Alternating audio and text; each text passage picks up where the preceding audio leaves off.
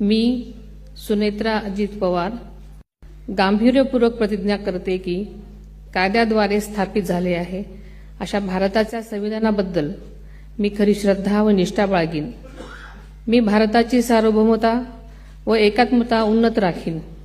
मी महाराष्ट्र राज्याची उपमुख्यमंत्री म्हणून माझी कामे निष्ठापूर्वक व सद्विवेक बुद्धीने पार पाडेन आणि संविधान व कायदा यानुसार सर्व तऱ्हेच्या लोकांना मी गांभीर्यपणे व निपक्षपातीपणे तसेच कोणाच्याही विषयी ममत्वभाव किंवा आकस न बाळगता न्याय वागणूक देईन।